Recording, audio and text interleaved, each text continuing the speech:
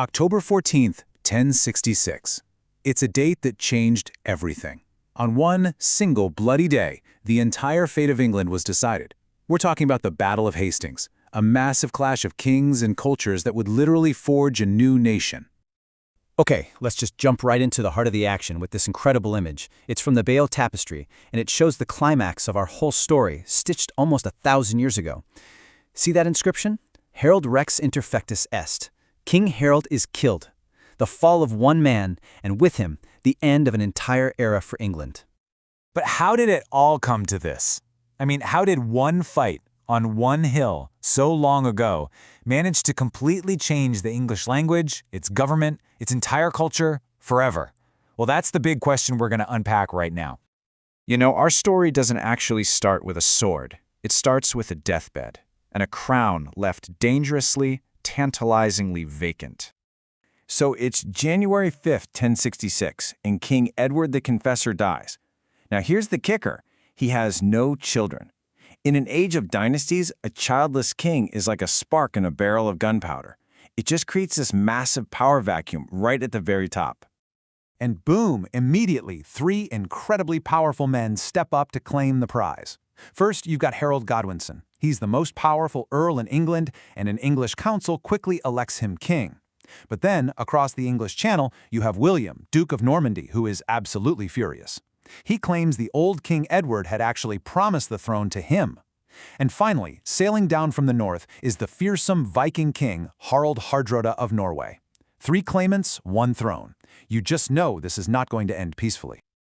So, you might think the first blow would come from William in Normandy, but nope, the first invasion came from the Vikings. Now, check out the timeline on this slide, because the sheer speed of these events is just insane. Get this, on September 20th, Hardrada invades and wins a battle. Just 5 days later, King Harold marches his army all the way north and completely crushes the Vikings in a surprise attack. It's a brilliant victory. But while he's still catching his breath, just 3 days after that, William lands his entire army completely unopposed down in the south. Harold has literally just won one war, only to find out another one has just begun. It is absolutely relentless. And here's the crucial thing to understand about that last battle. Yeah, the victory at Stamford Bridge was amazing, but it was also devastatingly costly. Harold's best soldiers, his elite housecarls, were left battered, weakened, and now hundreds of miles away from where the next threat just landed. So, with England's main army recovering way up in the north, the entire south coast was left wide open, a sitting duck. William's massive invasion fleet made landfall right here, at Pevensey in Sussex. He didn't just sit there either. He immediately set up a base, built fortifications, and started raiding the countryside. He was basically throwing down the gauntlet, daring the new English king to come and stop it. And what does Harold do? He takes the bait. He hears the news, turns his absolutely exhausted army around, and begins another grueling forced march, this time south. We're talking over 200 miles at an unbelievable pace of nearly 27 miles a day. For an army on foot that had just fought a major battle, that is just beyond astonishing. Harold raced south, grabbing whatever fresh troops he could along the way.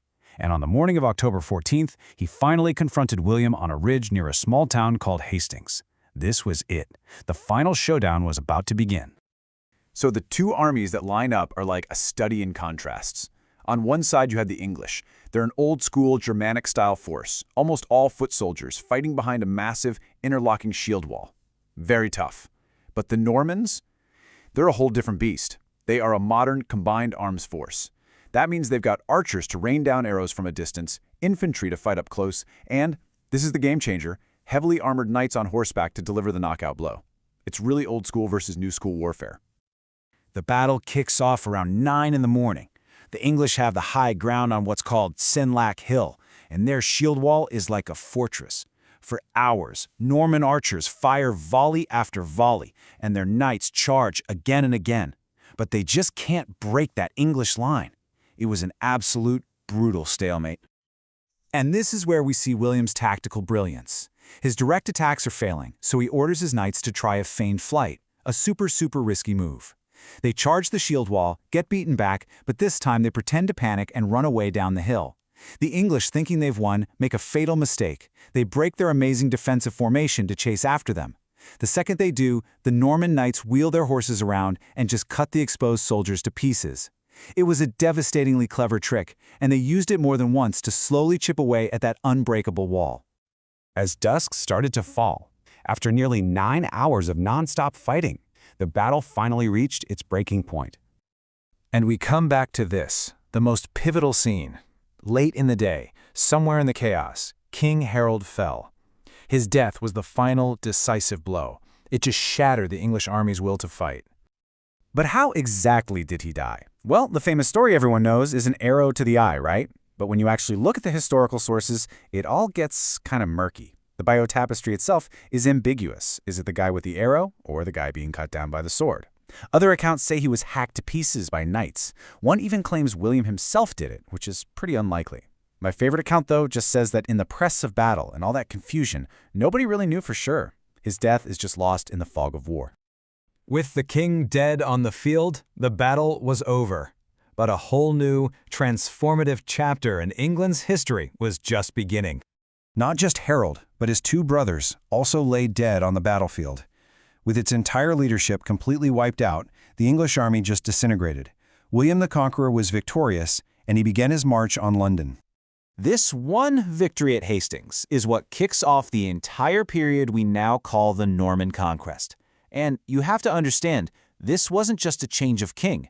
It was a wholesale takeover of England's land, its church, and its government by William and his followers. To mark his incredible victory, William founded a huge abbey right on the site of the battle. And today, you can go there and see this stone. It marks where the high altar was, supposedly placed on the exact spot where King Harold died. Just a couple of months later, on Christmas Day 1066, the Duke of Normandy was crowned King William I of England. The Anglo-Saxon age was officially over.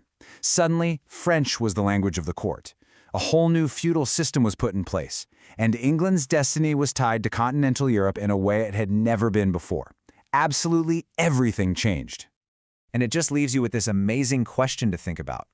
What if Harold's shield wall had held out for another hour? What if that fateful arrow or sword blow had missed?